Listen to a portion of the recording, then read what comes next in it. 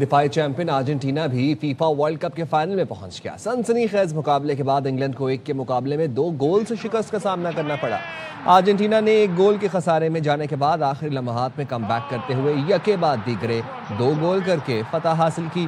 England کی جانب سے اینتھونی گارڈن نے گول سکور کیا۔ فاتح ٹیم کی جانب سے فرنانڈس اور لوتارو مارٹینز نے گول سکور کیے۔ جیت کے بعد ارجنٹینا کی ٹیم کا میدان میں جشن۔ ایونٹ کا فائنل اتوار کی رات ارجنٹینا اور اسپین کے درمیان کھیلا جائے گا۔ ادھر امریکی فوج نے ایران پر حملوں کی تازہ ترین لہر مکمل کر لی ہے۔ امریکی سینٹرل کمانڈ کے مطابق تازہ حملوں میں ایرانی کمانڈ سینٹرز، فضائی دفاع، میزائل اور ڈرون تنصیبات کو نشانہ بنایا گیا۔ بندر عباس سمیت متعدد مقامات پر حملے کیے گئے۔ گریٹر تم جزیرے پر ساحلی دفاع اور کروز میزائل سائٹس کو نشانہ بنایا گیا۔ امریکی سینٹرل کمانڈ نے اب ہرمز میں ایران کی جانب جانے والے ایک تجارتی آئل ٹینکر کو ناکارہ بنا دیا۔ ایکس پر جاری بیان میں سینٹ کام نے بتایا کہ کیوراساؤ کے پرچم بردار تجارتی جہاز ایم ٹی بیلا نے امریکی ناکہ بندی کی خلاف ورزی کی کوشش کی اور متعدد وارننگز کے باوجود اپنا راستہ تبدیل نہیں کیا، جس پر امریکی طیارے نے میزائل داغ کر تجارتی جہاز کو ناکارہ بنا دیا جو بین الاقوامی پانیوں سے ایران کے جزیرہ خارق کی جانب جا رہا تھا۔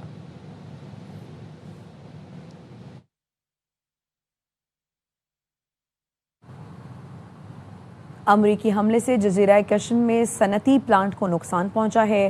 ہرمزگان انتظامیہ کے مطابق حملے میں فش پاؤڈر فیکٹری کے ایک حصے کو جزوی نقصان پہنچا۔ حملے کے وقت فیکٹری میں کوئی موجود نہیں تھا۔ حملے میں کسی جانی نقصان کی اطلاع نہیں ملی۔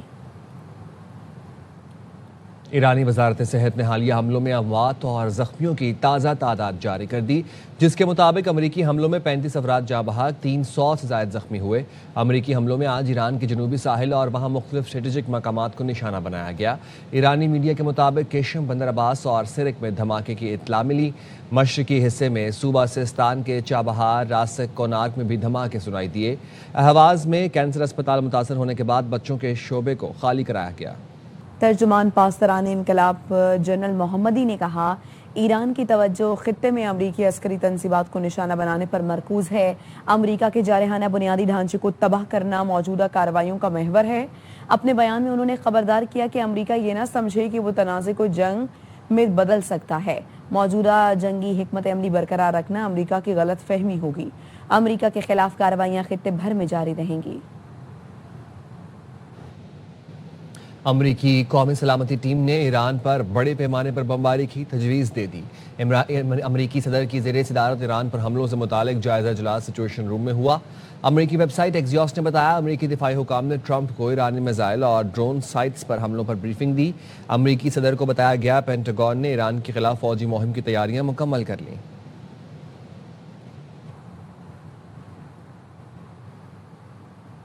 ایران اپنے شہداء کے خون کا بدلہ ضرور لے گا۔ اسپیکر ایرانی اسمبلی باقر کالباف کہتے ہیں، دشمن ایرانی عوام میں مایوسی، خوف اور اختلاف پیدا کرنا چاہتا ہے۔ آپ نے ہرمز ہماری طاقت کے عوام کی حمایت اور میدان میں حاصل قوت کا نتیجہ ہے۔ جنگ یا مذاکرات کا فیصلہ قومی سلامتی اور قومی مفاد کی بنیاد پر ہوتا ہے۔ جنگ، سفارتکاری یا دونوں کا راستہ اختیار کرنے کا فیصلہ رہبر انقلاب کی ہدایات کے مطابق ہوگا۔ دشمن کی دھمکیوں سے نہیں ڈرتے۔ مذاکرات ہرگز ہتھیار ڈالنے کا نام نہیں۔ آج ہماری قومی سلامتی آپ نے ہرمز میں ایرانی انتظامی اور دفاعی کردار کے تحفظ سے وابستہ ہے۔ دشمن طاقت کے ذریعے آپ نے ہرمز میں ایران کے کردار کو کمزور کرنا چاہتا ہے۔ ایران دشمن کی مرضی مسلط کرنے کی ہر کوشش ناکام بنائے گا۔ ہم جنگ نہیں چاہتے، لیکن ہر وقت دفاع کے لیے تیار رہنا ہوگا۔ قومی سلامتی اور مفادات کے تحفظ کے لیے آخری حد تک کھڑے رہیں گے۔ سفارتکاری اور مذاکرات سے بھی قومی مفادات کا حصول یقینی بنایا جائے گا۔ تہران سے معاہدہ نہ ہوا تو اگلے ہفتے ایران کے بجلی گھروں پر حملے کیے جا سکتے ہیں۔ امریکہ کے صدر ڈونلڈ ٹرمپ نے خبردار کر دیا۔ فاکس نیوز کو انٹرویو میں کہا، اس بارے میں کچھ نہیں کہنا چاہتا۔ کبھی کبھی زمینی آپریشن کی ضرورت پڑتی ہے، لیکن ایسے لوگ بھی ہیں جو ہمارے لیے زمینی کارروائی کریں گے۔ صدر ٹرمپ نے میناب اسکول پر حملہ AI قرار دے دیا۔ کہا، فوجی جرنیلوں سے بات ہوئی ہے، یہ بھی ممکن ہے اسکول کی جو تصاویر سامنے آئی وہ مصنوعی ذہانت سے تیار کی گئی ہوں۔ تحقیقات جاری ہیں، حتمی رپورٹ کا انتظار ہے۔ نہیں لگتا کہ کوئی حتمی رپورٹ آ سکے گی۔ ایران کے اسکول پر حملے میں 168 بچے شہید ہوئے تھے۔ فی الحال امریکہ سے کسی بھی قسم کے مذاکرات کا ارادہ نہیں۔ ایرانی وزارت خارجہ کے ترجمان اسماعیل بقئی نے کہا اس وقت پوری توجہ ملک کے دفاع پر مرکوز ہے۔ ایران وعدوں کی پاسداری جب ہی کرے گا جب امریکہ بھی ایسا ہی کرے گا۔ امریکہ نے معاہدے کی خلاف ورزی کی، ہم نے بھی عمل نہیں کیا۔ وعدے تب ہی مؤثر ہوتے ہیں جب تک دوسری جانب سے ان کی تکمیل کی جائے۔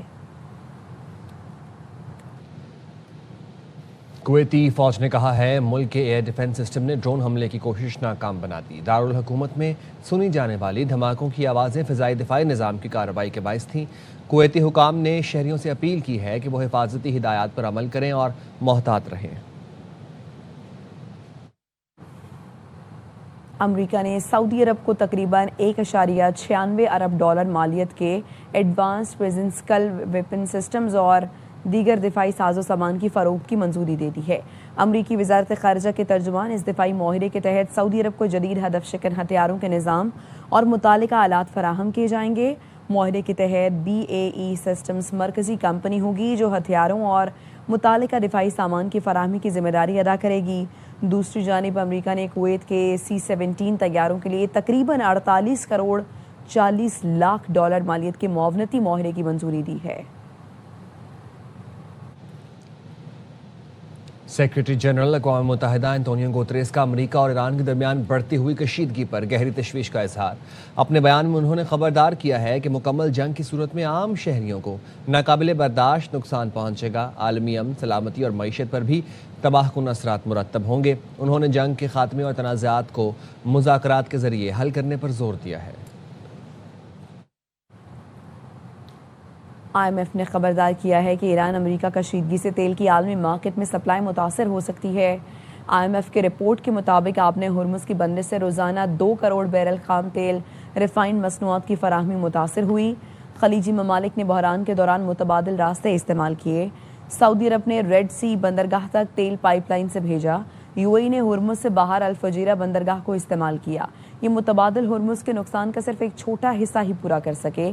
خلیج کے علاقے میں ریفائنڈ مصنوعات کی پیداوار بھی نمایاں کم ہوئی۔ بحران میں ڈیزل اور جیٹ فیول سب سے زیادہ متاثر ہوئے۔ متاثرہ خطے کا عالمی سپلائی میں تقریباً 10% حصہ ہے۔ دہائیوں کی بڑی عالمی تیل مارکیٹ خلل کے باوجود قیمتیں آسمان پر نہیں گئیں۔ خام تیل کی قیمتیں اضافے کے بعد $90 سے $100 فی بیرل کی حد میں مستحکم ہوئیں۔ ماہرین کے خدشات سے کہیں کم قیمتوں کی وجہ کئی عوامل کا مل کر ابتدائی جھٹکا کم کرنا تھا۔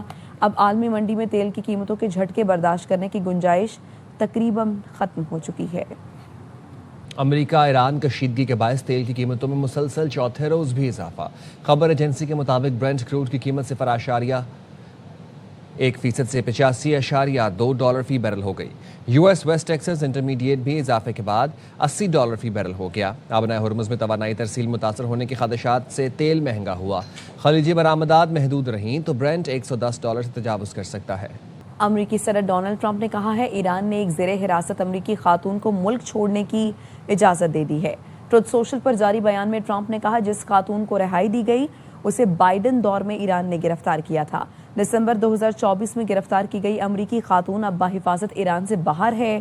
امریکہ ایران کے اس اقدام کو خیر سگالی کا اظہار سمجھتا ہے اور اسے ایک مثبت پیش رفت قرار دیتا ہے۔ امریکی ایوان نمائندگان نے اسرائیل کی فوجی امداد روکنے کی قرارداد مسترد کر دی۔